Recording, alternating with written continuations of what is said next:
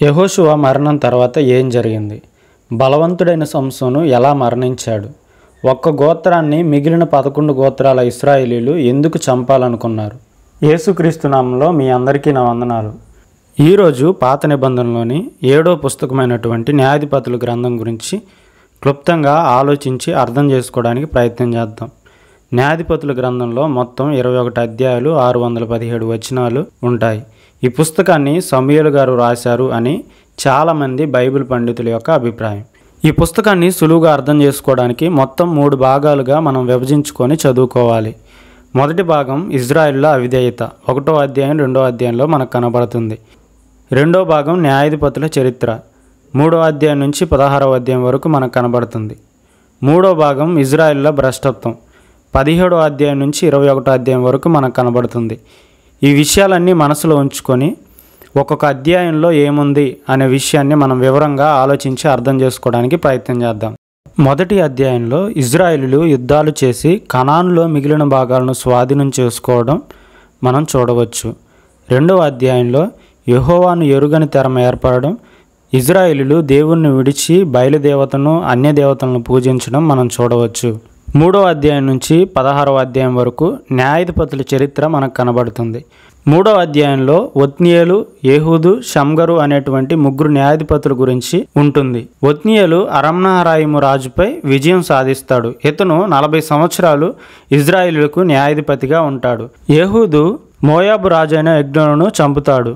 ఇతను 80 సంవత్సరాలు ఇజ్రాయేలులకు న్యాయాధిపతిగా ఉంటాడు. షమ్గరు 600 మంది ఫిలిస్తీన్లను చంపుతాడు. 4వ అధ్యాయంలో దెబోరా, బారాకు చరిత్ర మనకు కనబడుతుంది. లప్పిదోతు భార్య దెబోరా, అబీనోయము కుమారుడు బారాకు, వీరిరువురు కలిసి కనాను రాజైన యాబీనును అతని సైన్యాన్ని జయిస్తారు. 5వ అధ్యాయంలో దెబోరా, బారాకు పాడినటువంటి కీర్తన మనకు కనబడుతుంది.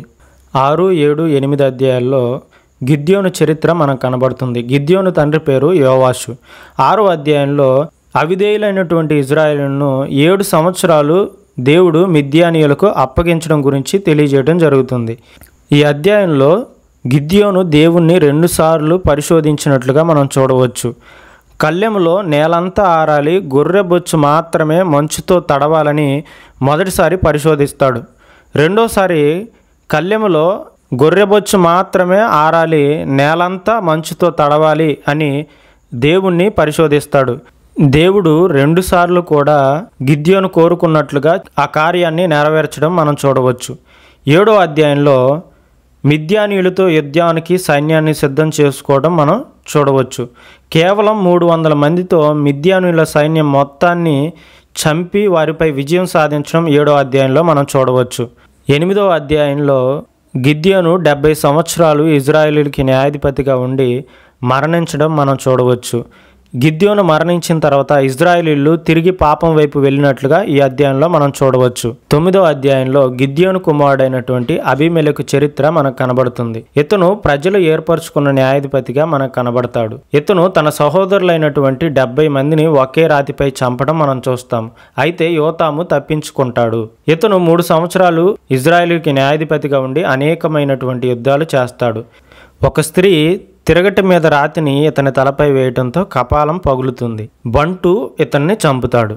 10వ అధ్యాయంలో తోలా, యాయూరు అనేటువంటి 2 న్యాయాధిపతుల గురించి తెలియజేయడం జరుగుతుంది. తోలా 23 సంవత్సరాలు న్యాయాధిపతిగా ఉంటాడు. యాయూరు 22 సంవత్సరాలు ఇజ్రాయేలీలకు న్యాయాధిపతిగా ఉంటాడు. 11వ అధ్యాయం 1వ వచనం నుంచి 12వ అధ్యాయం 7వ వచనం వరకు యెఫ్తా జీవిత చరిత్ర మనకు కనబడుతుంది. యెఫ్తా తండ్రి పేరు గిలాదు. ఇతను ఒక వేశ్య కుమారుడు. అన్యస్త్రీకి పుట్టడం వలన ఇతనికి స్వాస్థ్యం దక్కలేదు. యెఫ్తా తన కుమార్తెను దేవుని సేవకు అర్పించడం మనం చూస్తాం. ఇతను 6 సంవత్సరాలు ఇజ్రాయేలీలకు న్యాయాధిపతిగా ఉంటాడు. 12వ అధ్యాయం 8వ వచనం నుంచి 15వ వచనం వరకు ఇబ్సాను, ఏలోను, అబ్దోను అనేటువంటి 3 న్యాయాధిపతుల గురించి తెలియజేయడం జరుగుతుంది. ఇబ్సాను 7 సంవత్సరాలు, ఏలోను 10 సంవత్సరాలు, అబ్దోను 8 సంవత్సరాలు ఇజ్రాయేలీలకు న్యాయాధిపతులుగా ఉంటారు. 13వ అధ్యాయం నుంచి 16వ అధ్యాయం వరకు సంసోను జీవిత చరిత్ర మనకు కనబడుతుంది. 20 సంవత్సరాలు సంసోను ఇజ్రాయేలీలకి న్యాయాధిపతిగా ఉంటాడు. సంసోను తండ్రి పేరు మనోహ. దేవుడు ఇజ్రాయేలును ఫిలిస్తీన్లకు అప్పగిస్తాడు. ఫిలిస్తీన్ల చేతిలో నుంచి విడిపించడానికి రక్షకుడుగా న్యాయాధిపతిగా దేవుడు సంసోనును ఏర్పరచుకోవడం మనం చూస్తాం. 13వ అధ్యాయంలో సంసోను గురించి దేవుడు మనోహకు అతని భార్యకు ముందుగానే చెప్పడం సంసోను జననం గురించి ఉంటుంది. 14వ అధ్యాయంలో సంసోను మేకపిల్లను చీల్చినట్లుగా కొదమసింహాన్ని చంపడం మనం చూస్తాము. 15వ అధ్యాయంలో గాడిద పచ్చి దవడ ఎముకతో 1000 మందిని చంపడం మనం చూస్తాము. 16వ అధ్యాయంలో దెలీలా చేతిలో మోసపోవడం, బందీగా ఫిలిస్తీన్ల చేతిలో ఉండడం, దాగోను గుడి స్తంభాలను కూల్చి ఫిలిస్తీన్లతో పాటు అతను కూడా చనిపోవడం మనం చూస్తాం. 17వ అధ్యాయం నుంచి 21వ అధ్యాయం వరకు ఇజ్రాయిలుల భ్రష్టత్వం మనకు కనబడుతుంది. 17వ అధ్యాయంలో మీకా గురించి, అతని తల్లి గురించి, యవ్వనుడైనటువంటి లేవీయుడు గురించి మనకి కనబడుతుంది. 18వ అధ్యాయంలో దానియేలు యవ్వనుడైనటువంటి ఆ లేవీయుణ్ణి లేకపోతే యాజకుణ్ణి వారితో పాటు తీసుకెళ్లడం మనం చూస్తాము. 19వ అధ్యాయంలో లేవీయుడైన ఒకడు తన ఉపపత్నిని తీసుకొని గిబియాలో ఉండడం జరుగుతుంది. గిబియాలో ఉన్న సమయంలో గిబియాలోని బెన్యామీనీలు లేవీని ఉపపత్నిని పాడు చేసి చంపేస్తారు. అయితే ఆ లేవీయుడు తన ఉపపత్ని శవాన్ని 12 ముక్కలుగా చేసి 12 గోత్రాల వారికి పంపుతాడు. 20వ అధ్యాయంలో 11 గోత్రాల వారు బెన్యామీను గోత్రం దగ్గరికి వెళ్ళి పాడు చేసినటువంటి ఆ మనుషులను అప్పగించాలని, వారి తప్పును సరిదిద్దుకోవాలని తెలియజేసినప్పుడు బెన్యామీను గోత్రం వారు దానికి ఒప్పుకోరు. అలాంటి పరిస్థితుల్లో 11 గోత్రాల వారు బెన్యామీను గోత్రంపై యుద్ధాన్ని ప్రకటించి యుద్ధం చేస్తారు. మొదట్లో 11 గోత్రాల సైన్యం కొంతవరకు నష్టపోయినా చివరికి బెన్యామీను గోత్రాన్ని ధ్వంసం చేసినట్లుగా మనకు కనబడుతుంది. 21వ అధ్యాయంలో 11 గోత్రాల ఇజ్రాయేలీయులు పశ్చాత్తాపపడి మరలా బెన్యామీను గోత్రం అభివృద్ధి చెందేలా సహాయం చేస్తారు. ఇంతవరకు చెప్పిన విషయాలన్నీ అర్థమయ్యాయి అనుకుంటున్నాను. న్యాయాధిపతుల గ్రంథాన్ని ఎలా చదవాలో క్లుప్తంగా తెలియజేసి ముగించడానికి ప్రయత్నం చేస్తాను. న్యాయాధిపతుల గ్రంథాన్ని 3 భాగాలుగా విభజించుకొని చదవాలి. మొదటి భాగం ఇజ్రాయిల్ల అవిధేయత, 1వ అధ్యాయం 2వ అధ్యాయంలో మనం చూస్తాము. రెండో భాగం న్యాయాధిపతుల చరిత్ర, 3వ అధ్యాయం నుంచి 16వ అధ్యాయం వరకు. మూడో భాగం ఇజ్రాయిల్ల భ్రష్టత్వం, 17వ అధ్యాయం నుంచి 21వ అధ్యాయం వరకు.